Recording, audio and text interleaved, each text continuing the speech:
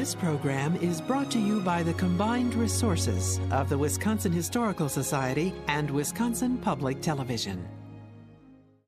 On Wisconsin Hometown Stories, 2 villages on the Wisconsin River at the edge of a rich prairie landscape, built up by the bounty of the land. Villages transformed by war, ambitious projects, and revealed in the work of local artists. On Wisconsin Hometown Stories, Sauk Prairie. Major funding for Wisconsin Hometown Stories, Sauk Prairie, was provided by Greg and Carol Griffith, Darlene Ballweg, Culver's Foundation, Wollersheim Winery and Distillery, with additional support from Bank of Prairie du Sac, Milwaukee Valve Company, Sauk County UW Extension Arts and Culture Committee, and Wisconsin Arts Board, Schwartz Insurance, Jim Slattery, Wittenbach Meats, Focused Fund for Wisconsin History, supported in part by the National Endowment for the Humanities, and Friends of Wisconsin Public Television. The earliest known inhabitants of the Sauk Prairie would have been the Sauk Indians themselves, and hence the name Sauk Prairie, Prairie du Sac, Sauk City. And the earliest village, as far as is known, was a Sauk village that was established around 1740. Jonathan Carver, the British fur trader and explorer, was coming down through the area, and he provides a fairly detailed description of that village in his journals. And he describes a community of about 90 buildings, of about 300 warriors, but well laid out streets, well laid out and constructed buildings. The buildings are of, as he describes it, hewn timber with very tightly fitted joints, covered with bark. He describes the prairie full of plantations, as he put them, very well maintained, of corn. The village lasts until sometime after the Revolutionary War, and the Sauk move out of the area. The Sauk Village, on the site of today's Sauk City, was located in the center of traditional Ho-Chunk territory. After ceding much of their land, the Ho-Chunk continued to control the area north of the Wisconsin River until the Treaty of 1837. In 1837, the Ho-Chunk were invited to send a delegation to Washington, D.C. to meet with the President of the United States. And after some very forceful negotiations, the delegation was told they would not be allowed to return home if they did not sign the agreement. The leaders did indeed sign the agreement under duress. And it was as a result of that treaty then that the Ho-Chunk lost all of their remaining lands in Wisconsin. And within a matter of a year, the earliest settlers crossed the Wisconsin River and start the settlement of what becomes Sauk County, but in the area of Sauk City. In 1840, Hungarian immigrant Augustin Haraszti climbed a hill with an expansive view of the Sauk Prairie and the Wisconsin River Valley. The view, he later wrote, was more beautiful than anything I had seen in all my travels. I was firmly convinced that nowhere in the world could there be a more enchanting place. And so he saw potential here. He saw potential in that pioneer sense of how can I make a buck and how can I develop something? Well, he was known as the Count. We do know that he was of kind of middle-class nobility in Hungary. He kind of added the Count business when he got here to impress people, which it did work. He could say, well, I am of noble family, and you don't know what that means in the United States, so, it translates as Count. So he's only like 27 when he hits the Sauk Prairie for the first time, apparently learning about Wisconsin on the trip over. So in the fall of 1840, he went to Milwaukee to see if he could find anybody to invest in this new grand area he was trying to open up. He met a man by the name of Robert Bryant, and Bryant came to this country with $90,000 to invest. So the Count, who apparently was quite charming, goes into partnership with Robert Bryant, gets him up here to Sauk Prairie, and they start developing things. One thing you have to say about Augustin Horazzi is that he had plenty of energy. And so he comes here and he files a plat for the village. Names it, of course, Horazzi. And this is even before the land is federally for sale, but they lay out the village of Horasti, named after Horasti, but certainly financed by Bryant. Goes up to Baraboo, starts a store there. He gets into lumbering. The Honey Creek had enough water where they could dam it up and then run a really primitive sawmill. They have the rights to the ferry crossing. He builds a home for his family because he, of course, has gone back to Hungary and brought his wife and several children and his parents. And while he was there, in his spare time, he wrote the first guide to Wisconsin in Hungarian in order to stimulate more immigration. He was definitely flamboyant, colorful, apparently had quite the charisma to get all of these German settlers to come. They start building buildings. They eventually open a brickyard. He also convinces the Catholic bishop to build St. Aloysius Church in Sauk City. So this cave is built out of sandstone, and it was carved out of the bedrock by Augustin Horazzi, who founded Sauk City. And we think that he did this to use it as a wine cellar. He had planted grapevines here on the hillsides, and so being right next to the vineyards, a perfect spot to age the wine. The last thing that Bryant invested in with Horazzi was a steamboat.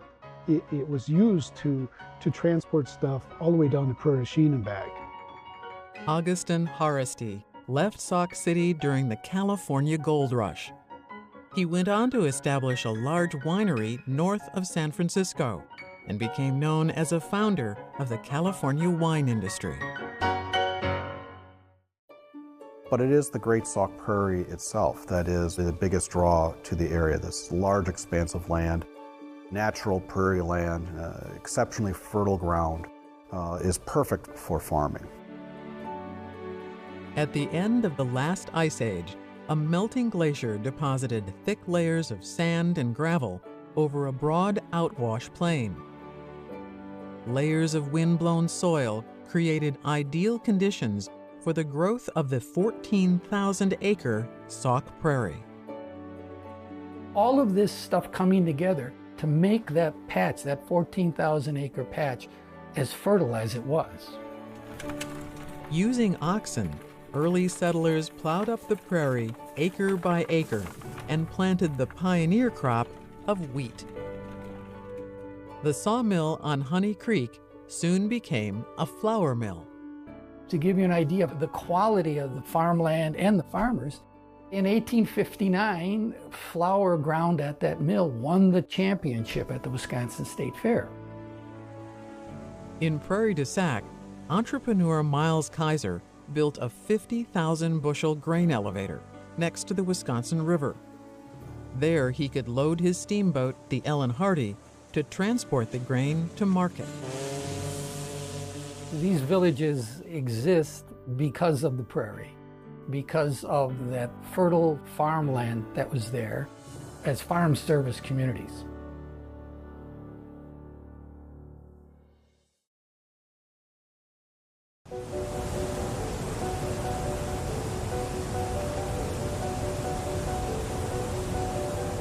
The age-old dream of capturing the raw power of Niagara Falls became a reality in 1896, when the Niagara Power Company built a large hydroelectric plant just upstream.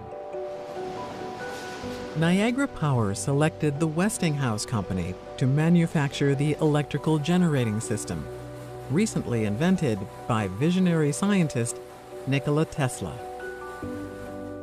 The large plant drew nationwide attention when it sent electricity 11 miles to Buffalo, New York, where it easily powered the city's streetcar system.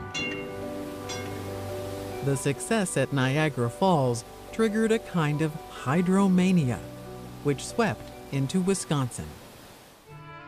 Catching the fever was Madison entrepreneur Magnus Swenson, who persuaded investors to fund his vision of electrifying Wisconsin by building large hydroelectric plants. At Kilbourne, now known as Wisconsin Dells, Swenson purchased a site and began building a dam and a hydroelectric plant. And even before he finished that project, Swenson began searching for a bigger site with more drop that would produce more power. Just north of Prairie du Sac, he found what he was looking for, a site so large that it would be second only to Niagara Falls in size. But there was a problem. It's a location that is not a typical location to build a hydro because it's a very sandy river bottom. In that part of the river, the sands extend somewhat beyond 50 feet thick. And so if you think of building a dam, you need to typically anchor it or key it into some kind of solid foundation. And in this case, there's nothing there. It's just sand. Swenson worked with Daniel Mead, a professor of engineering from the University of Wisconsin, to come up with a solution for the site. And they designed a very unique, one-of-a-kind facility that had never been built before. Mead would be given the credit for coming up with this idea of building the dam on essentially a forest of piles. Basically, a wooden pile, it's a tree. So what they did is they had to do logging, and they would find a variety of different types of species, and they actually drove them into the ground using steam-driven pile hammers. So this idea of building a pile foundation required nearly 12,000 trees, and they had to be the right material and the right diameter, and they had to be nice and straight. Maybe the top 2 feet of that pile is there, and then they will pour a concrete cap on top so that whatever weight they put on top of that, whether it's a wall or part of the dam, it's then being supported by all those pilings. Starting at the Prairie du Sac stockyards, crews also used pile drivers to build a rail line north to the construction site. Contractors then brought in boilers to build a steam-driven electrical plant. At a time before earth movers or dump trucks, the plant's generator powered a remote-controlled electric rail system. Tracks extended several miles to a stone quarry and gravel pit. And while rail cars hauled the raw materials back to a concrete mixing site, much of the excavating work was done with shovels. One of the quotes I've heard is that the dam was built with steam power, horsepower, and manpower. And it took about 400 people to build the dam. And they really seemed to be separated into 2 different groups. There were the local laborers, and they had an area on the west side of the river. And there they had sleeping quarters, and they had a nice dining hall. And then immigrant workers were recruited from the Chicago area. They came from Poland and Serbia, Russia, Italy. And as it's described, they had more of a tent camp over there. I do believe they were able to come over for food, but really the 2, as I understand it, didn't mix that well. I think there's probably some animosity there. But they all did work together, and it took all 400 of them to get the job done. To prepare for building the powerhouse, pile drivers began pounding down sections of a steel wall or cofferdam around the work site that would then be pumped dry. But in the fall of 1911, the river rose quickly and soon breached the walls and flooded the site. They had a record-breaking flood, 6 inches higher than had ever been recorded before, and it washed out a lot of the progress they had made. They had another one in 1912, which did the same thing and wiped out a lot of the progress. One bad winter where there was, they call them ice dams, so large sheets of ice that damaged a lot of the construction, and they had to rebuild portions of the dams, and they continue to press on. Contractors hired divers to inspect the damaged areas of the cofferdam walls. And after replacing damaged sections and pumping water from the site, workers began shoveling out an area where the powerhouse would take shape. Train cars brought in tons of concrete and steel. Steel forms gave shape to the draft tubes, where water would exit the powerhouse. Workers poured great quantities of concrete using hand carts. They had masons on site to do the masonry. The powerhouse itself is very large by today's standards. It's an over 3-story high building, and the brickwork is just, it's beautiful. And as the powerhouse rose up, attention turned toward finishing the floodgates that would regulate the flow of the river. And once the water turbines were installed and connected to the generators, the plant was finally ready to begin producing electricity. I like to tell people it's like working in a living museum because our equipment's original. We've upgraded electronics and controls and safety devices, but mechanically, everything here is running the same. So since it was completed in 1915, we've been doing additional analyses and refurbishment and looking at it in a lot of different ways. And today we have a lot more sophisticated tools and can do very sophisticated computer models. But what we find is that the design is very eloquent, is the way I put it. It's very perfectly balanced. Even today, when you look at the loads and the forces on it, it's wonderfully balanced. It's actually hollow, which is interesting. You can walk right through the middle of the dam. But it's stood the test of time. It's lasted 100 years. To be able to see it every day and to see it still thriving and offering electricity to the community and being a big part of the community, it's impressive.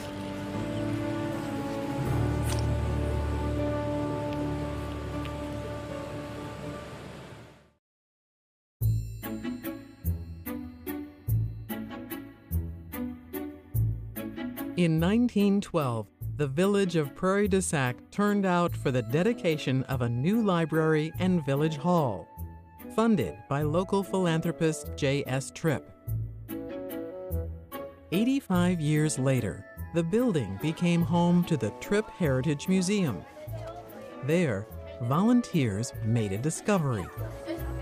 Over the years, people had given the library boxes of glass plate negatives, the first photo format used by amateur photographers.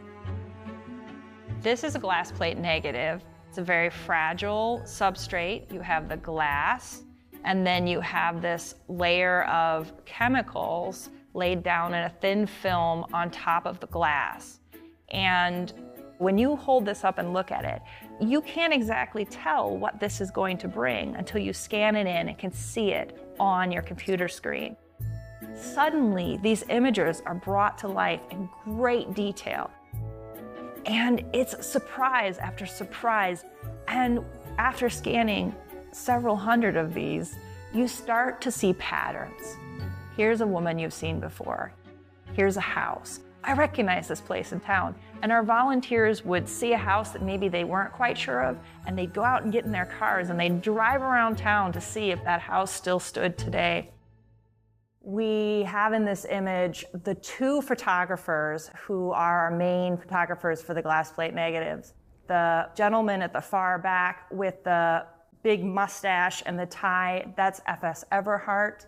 He ran his own jewelry store, watch repair shop.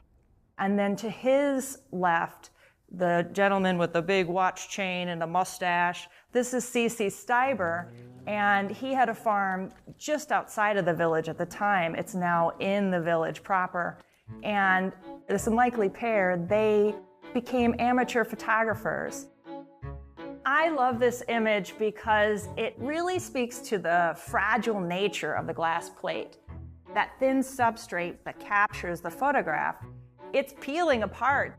Yet when we look in the center, you are time traveling back to the early 1900s here in Sauk Prairie. The girl on the right-hand side is F.S. Eberhardt's daughter. And you see what everyday life was like. The clothes on the line, what type of clothing were they wearing? The photographs allow us to see that intimate look that we can't see through portrait studio work, and to see the rural community, the type of equipment they were using, these steam-powered tractors and threshing machines, yet also the large teams of horses pulling these very early-looking plows. To have all of that documented in one place, it's just completely perfect. Coming here into this wide open landscape of Sauk Prairie, it was a tremendous opportunity to start your own thing. Yet, on the other hand, it's not going to be easy. They have the team of horses in the front and the oxen in the back, and they're getting ready to break in the prairie to develop farmland, and this was backbreaking work. We have 2 bridges, one in Sauk City and one in Prairie du Sac, and if you were going to walk or have a wagon or take your automobile across that bridge, you were going to pay a toll. And you would encounter the toll keeper and his family, and they lived in the toll keeper's house. And this really speaks, I think, to a long-standing tradition here in Sauk Prairie of businesses operated by families. And I think this really shines through in the way this family is grouped together. You can see they are definitely a team. What's so captivating about these images is the fact that these were amateur photographers. They were capturing what was interesting to them, things that made them laugh, events that they felt were important in their life, festivals, parades, family, a lot of family laughing, joking. So you know that this is really capturing what life was like. Yes, it was hard work, but it was also a lot of fun. This is the Prairie du Sac train depot. Every day, trains are running in and out. So Sauk Prairie really had the best of both worlds. You had this amazing landscape, bluffs, river, prairie, land like you wouldn't believe, and then you also have the ability to connect very quickly to the larger cities. This photo is a classic because the automobile starts to come into play. And here you have this young man, Mr. Steiber. He is going to teach these 3 young women how to drive an automobile. Farm women, of course, were driving teams of horses. They would have been very much involved in learning how to drive, in doing these sorts of things. I love these glass plate negatives because they allow us to see inside homes and businesses. You get to see all these details that I think really add the sense of what life was like then. And in this picture, we have at the very center Anna Gasser Moore. She had a millinery which made hats for the women of the day. And not only did she do that for herself, she brought on young women to work with her, and she taught them how to make hats. Each one of these photos has such a great sense of detail and depth and emotion, and you have this real sense of being there in that moment. What they left us, these 2 photographers, is a true legacy.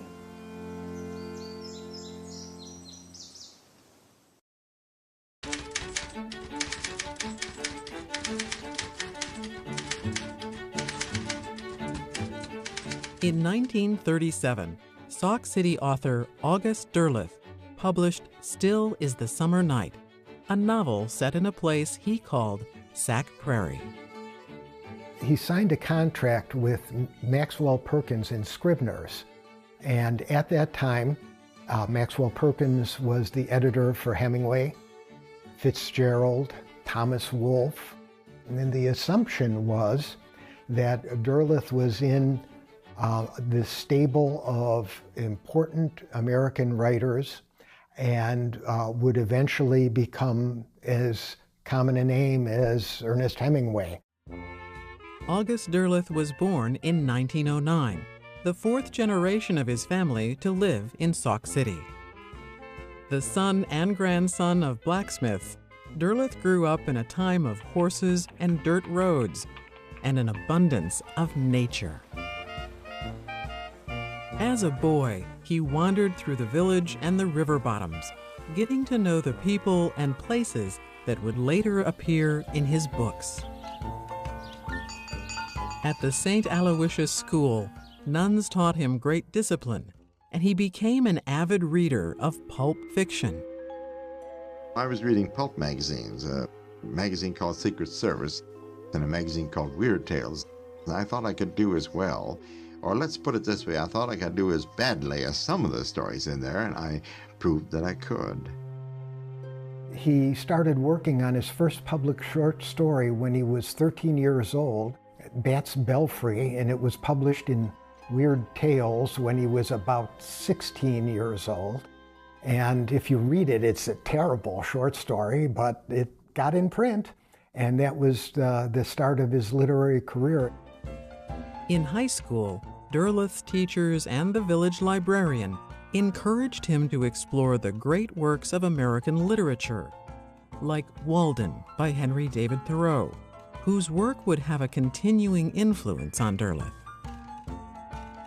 At the same time, H.P. Lovecraft, a writer of horror fiction for Weird Tales magazine, began a long and steady correspondence with Derleth.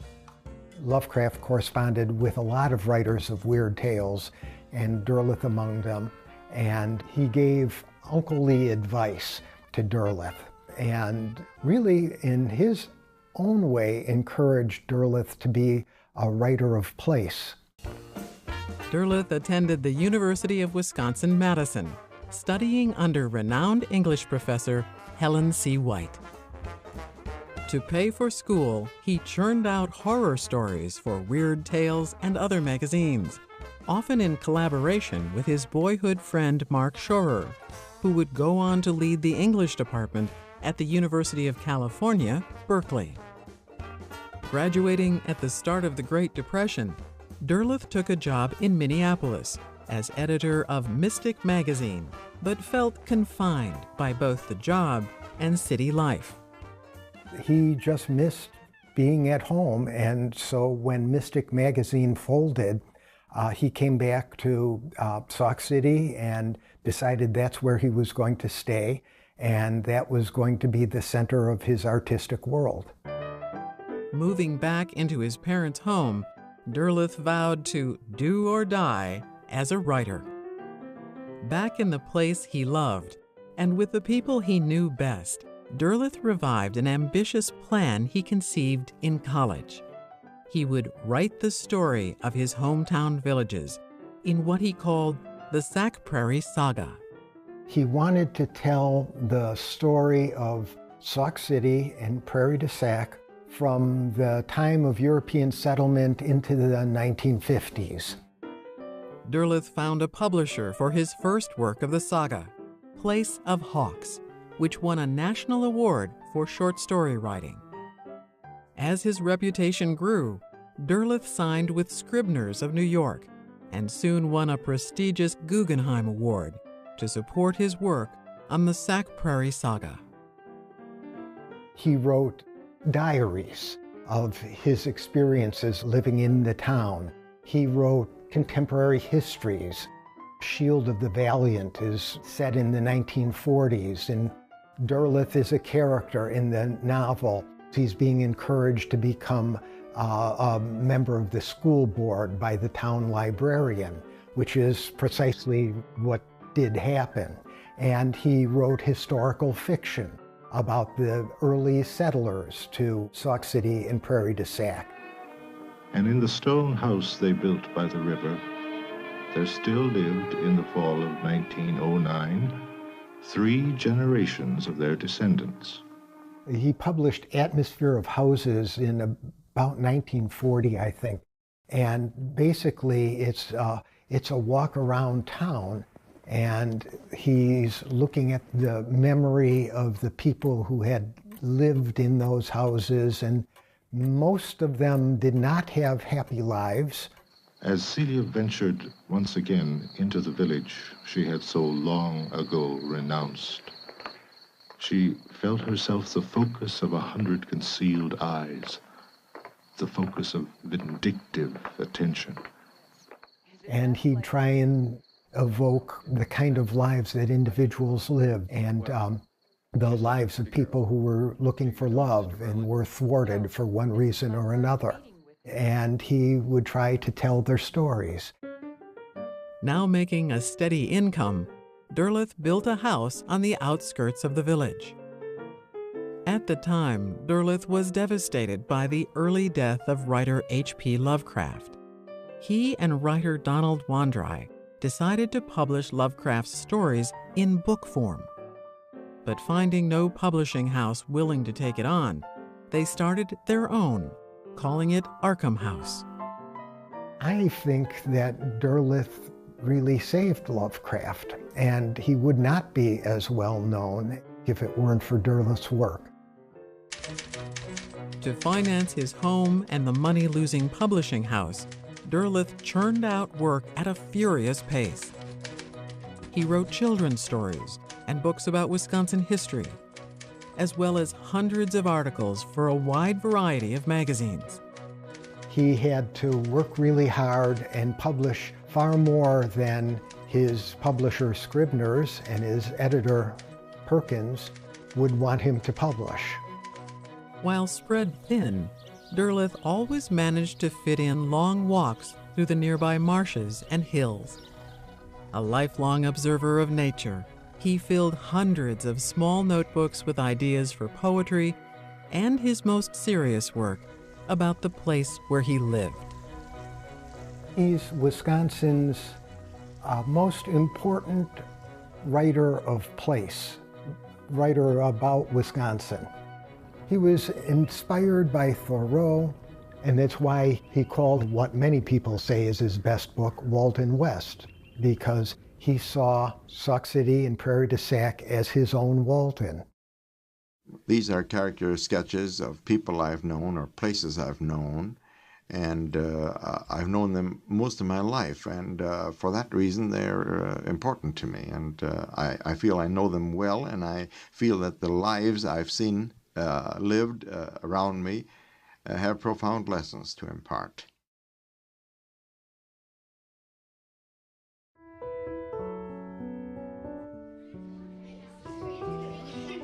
Kearns Corners.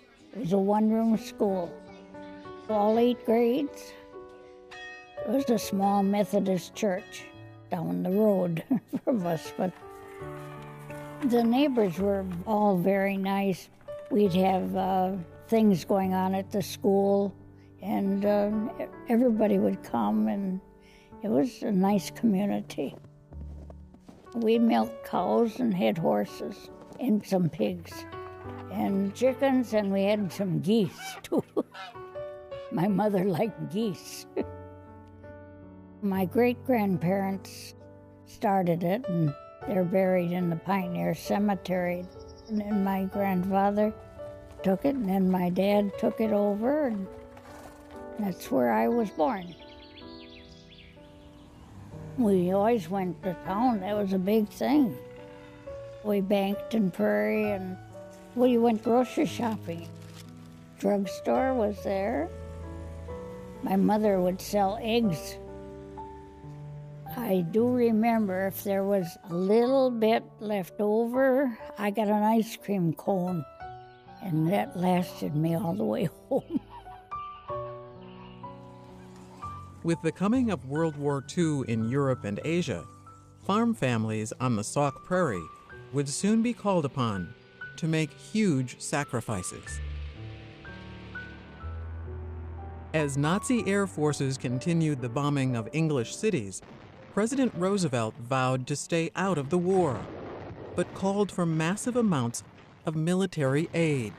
The people of Europe who are defending themselves do not ask us to do their fighting. They ask us for the implements of war, the planes, the tanks, the guns, the freighters, which will enable them to fight for their liberty and our security. We must be the great arsenal of democracy.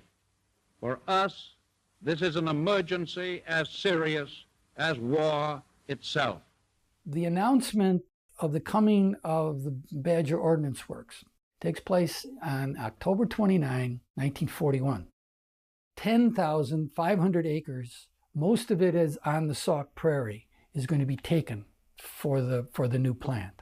109 landowners, 74 of those were farms, 26 were cottages and residences in Wiggins Bay, 3 churches, 3 schools, 3 cemeteries, and a town hall. All the farmers around, they got together and they wrote to the congressman, and they were trying to urge the government to move it further north and where there was more sand instead of taking that good land. December 7th, 1941, a date which will live in infamy. When the Japanese attacked Pearl Harbor, everything changes. And at that point, then everybody's attitude changed 180 degrees. You know, we know it's needed, and just give us a fair price. So they came in and they gave my dad $1 to look over the land. As near as I can tell, I think they got reasonably close to market value, but market value was depression value. So bottom line, they got nothing. And that hurts. But you really don't know what's going to happen until you get that letter that you have to be off. And that letter came in early January, and they had to be off by March 1st. So basically, they had a month and a half to clear their land, clear and move. And if they're going to continue farming, buy a new farm without money, because none of them had been paid, and to move hay and their equipment and the livestock, in spite of some of the bitterness, and there's bitterness even to the 3rd generation. Those families should also be very proud of what their people did. You know, that was an impossible task, and they did it. The process of construction starts in the spring of 1942. First, there's a couple thousand workers. Summer goes on, and there's 5,000. Then there's 8,000. By the end of August and into September, there's almost 12,000 construction workers out there. By June, this is full of buildings, roads and buildings and railroad track. It just went up like mushrooms. Everything had to be done yesterday. So as soon as the building was ready to run, it was running. The principal reason for building the plant initially was smokeless propellant, which was used in ammunition for everything from the .30 caliber all the way up to propellant for the 8-inch howitzers. With thousands of workers, the huge plant operated day and night and brought about big changes in Sauk Prairie. At the edge of Prairie du Sac, the government purchased more farmland and built a trailer park to house hundreds of workers. The coming of the powder plant is bittersweet, kind of glad and sad. That plant ended the Depression, what was left of it in this area, not just here, but maybe for a 50-mile radius, because workers came from all over. A lot of people who need a place to live, and a lot of people who are going to spend money. They're going to eat dinner somewhere. But if you're any kind of merchant and providing any kind of service in this village, you can do pretty well. You can do well if you're working at the plant, because the wages are multiple times what you could make doing anything else comparable. 18 million women aren't enough. As more men are called for military service, their places must be taken by women. World War II is the great patriotic war. And the powder plant really brings that war home, obviously, literally out the back door here. And it gives people who otherwise might not participate in that war an opportunity to take part. So, if you're a woman, you know you're not going to hit the beach at Normandy, but you're going to be able to provide the ammunition for that invasion. WOWs were women ordnance workers. During World War II, they had over 200,000 civilians working in the Ordnance Department, and of those, over 80,000 were women. Some of them were here producing propellant. Just about all of the processes, there were women working in there. I worked in the employment office there because I could type. There was a row of us sitting there. It was an interesting job, but it was mixed feelings, that's for sure.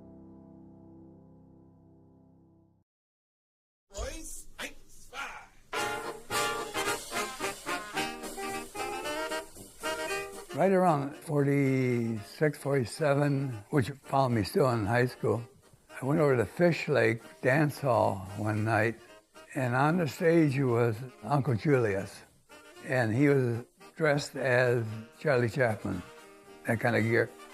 He put together all the best musicians he could find, and they sounded fantastic. I kind of got hooked on old-time music right then. When I did get into the music business a few years later, I realized that music will never grow old. After serving 4 years in the Navy, Jim Kirstein came home to study electrical engineering at UW-Madison. I arranged to have all my classes in the morning so I could go back to Sauk City. My brother built a toy shop in Sauk City, and he let me use the basement to set up a record store. I got my degree in '58, and I kind of stayed with the music business rather than go to work, so to speak. Buying some used recording equipment and a machine to cut the grooves of a master disc, Kirstein produced his first record for a local band. I used the German sign on the record as my little way of discrediting the military in Germany of using that sign. And I got a call from RCA in Chicago, our contact there. He says, we can't use that German sign anymore. We're getting too many raised eyebrows. And he said, I got your reorder here. What label should I use? What name? And I often admired a cousin of my wife's from New Mexico, who was a teacher. Her name was Kuka. A big break came when Kirstein recorded a song by a Madison band called The Fendermen. And it was called Mule Skinner Blues. You mean to tell me that you haven't heard it? No, I haven't heard it. Here, play it. It's really terrific, Susie. When do you hear it? And I had a little room, not a very big room, but that was the first studio. And re-recorded the Mule Skinner Blues. I had 300 records made and circulated them to all radio stations that I could find. In those days, they would play your record. Excuse me, ladies, I have a special request. Good morning, Captain. Good morning to you. Do you need another Mule Skinner down on your new mud run? And I got a call from Lincoln, Nebraska. A disc jockey said, I'm getting so many requests, I'm getting sick of it. And then when all of a sudden Lindy Shannon from a La Crosse radio station called and he said, I think you got something here. News of the song reached a music promoter with national connections who leased it from Kuka Records. And all of a sudden the boys appeared on Dick Clark. That helped a lot because the record broke. It started climbing the charts. I think it was around 2 million sales is when we were kind of wondering where our royalties were. You promised you'd let me look at the books tonight. Why, Proctor, you know I wouldn't cheat you out of a penny. The books are right here. Come back sometime when I'm not so busy. We had to litigate in order to get our money. Out of the $50,000 I had coming after I paid the attorney, I had $9,000 left. But I used that $9,000 to build a studio. And Kuka Records was off and running. Got to Haven was our first album.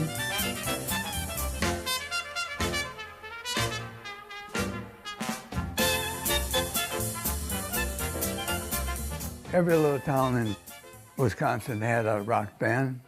Every little town had a polka band, and we recorded them both.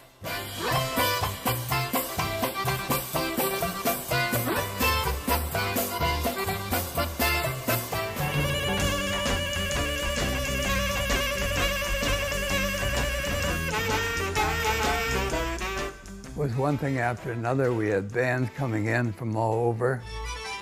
To deliver records faster, Kirstein set up his own record pressing plant in Sauk City. We had an open-door policy where we didn't charge for recording. He would let bands come into his studio, and he would donate the studio and his time as an engineer to record them for free, because he would make his money on the back end through pressing. There's a lot of people that traveled from every corner of Wisconsin to take advantage of that. Towards the end of the 60s, we had released over 1,000 records, mostly rock and roll. I'm gonna take my guitar and leave this town. I'm gonna find me a new place to hang around. Baby, I ain't coming back for a long, long spell.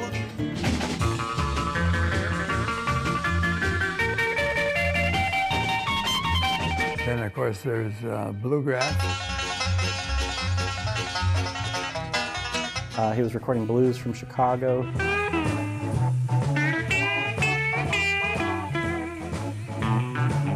Kuka became well known for recording the old-time music of Wisconsin's polka and ethnic musicians. He was recording Czech bands, German, Polish, Slovenian, Norwegian, Swiss. All these different groups were coming through.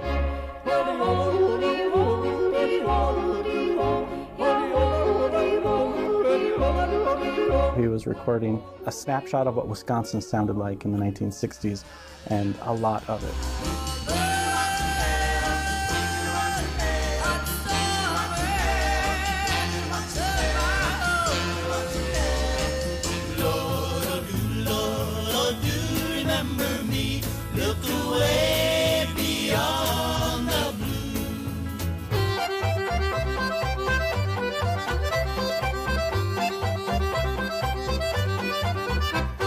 I feel that spring is coming on. I feel it all in my bones. Little Miss Brown Eyes, I really do believe you don't care for me at all.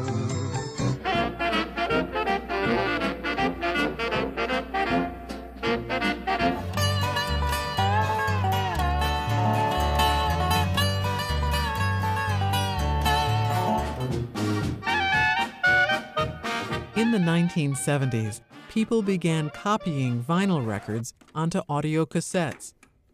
And as record sales fell, Kuka, like many independent labels, began to fade away.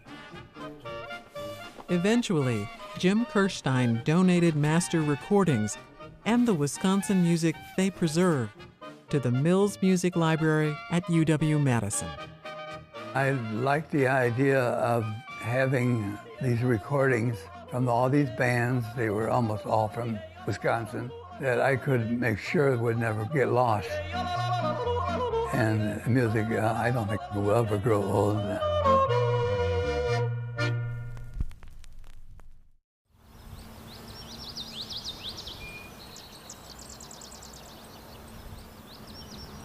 The Badger Army Ammunition Plant, reactivated for the Korean War, continued to run at high capacity during the war in Vietnam.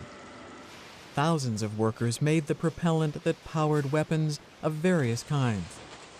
For more than 2 decades after Vietnam, the staff maintained Badger in a state of readiness until the Department of Defense made a shocking announcement.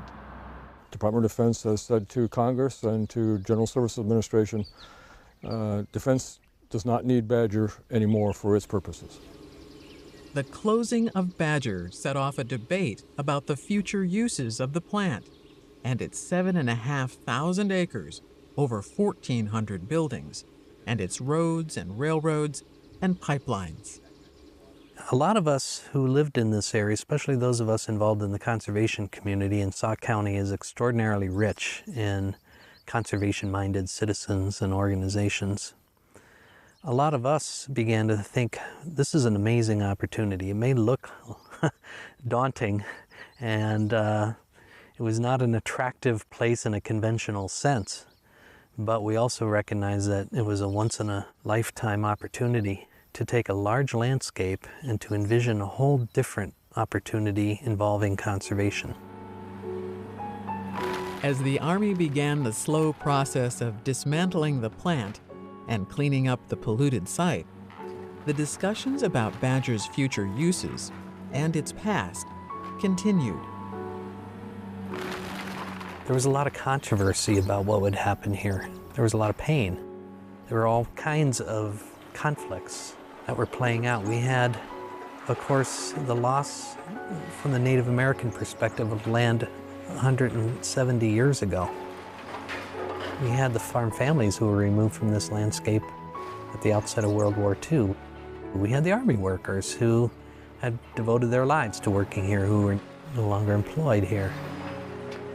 But we began to say, maybe we have an opportunity to turn the page and create a new and more positive future that could recognize those historical episodes and chapters, but also create a new chapter. So we brought together as many different people as we could in organizations and began to create a dialogue in our community with no set plan. We just said, let's come together.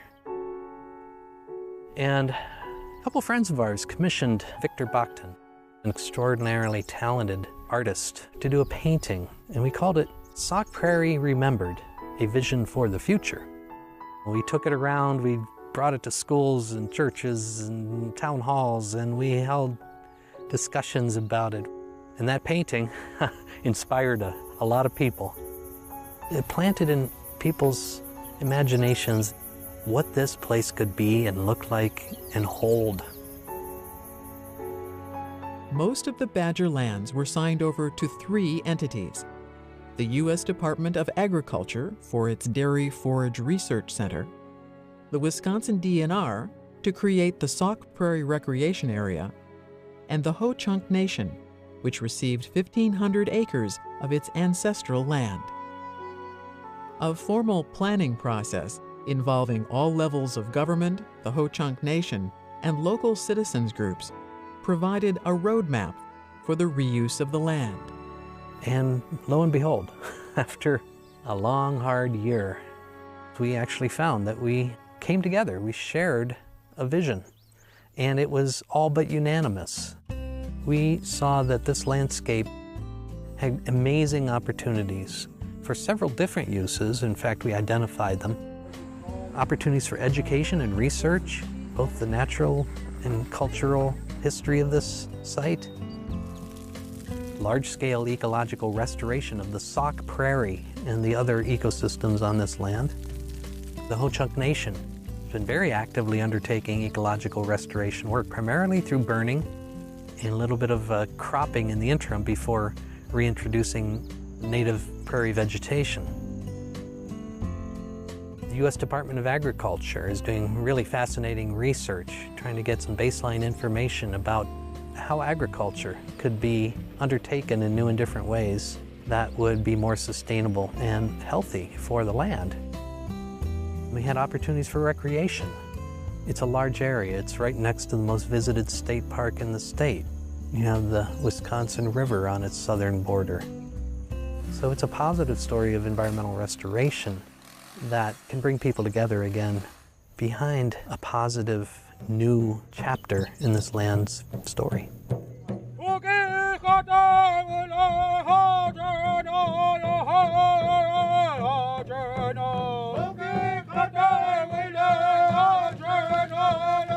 In 2018, the Sauk Prairie community celebrated the completion of a new section of the Great Sauk Trail. bikers can now wind their way through the wide-open spaces of the former ammunition plant. Future sections will connect the trail to Devil's Lake State Park to the north.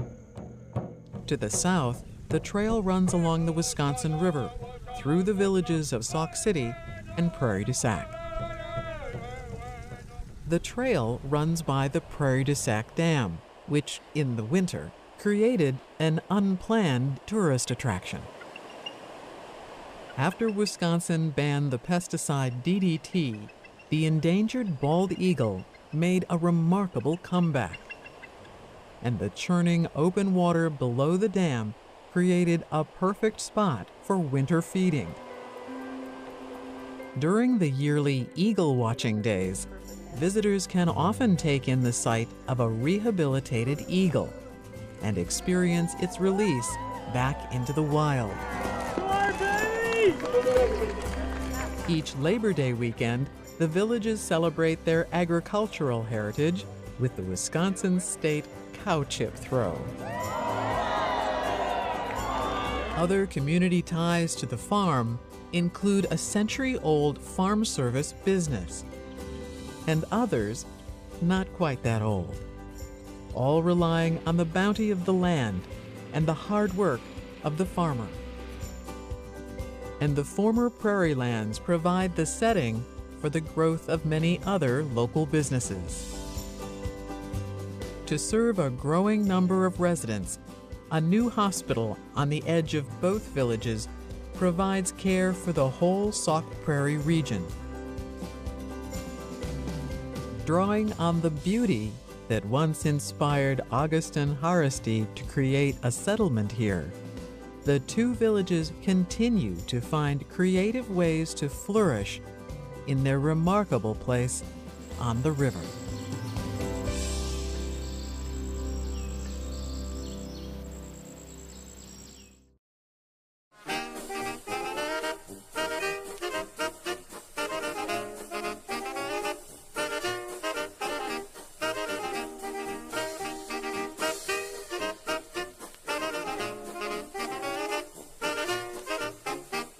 To purchase a DVD of Wisconsin Hometown Stories, Sauk Prairie, call 1-800-422-9707 or visit the Wisconsin Public Television online store at the address on the screen.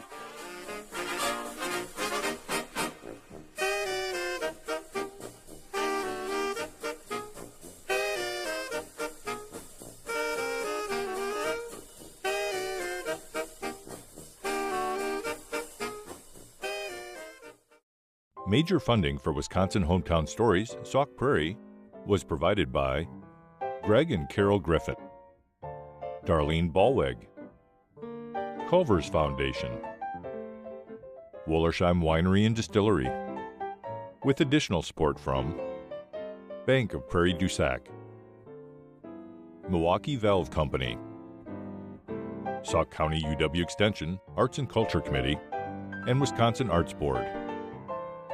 Schwartz Insurance, Jim Slattery, Wittenbach Meats, Focused Fund for Wisconsin History, supported in part by the National Endowment for the Humanities, and Friends of Wisconsin Public Television.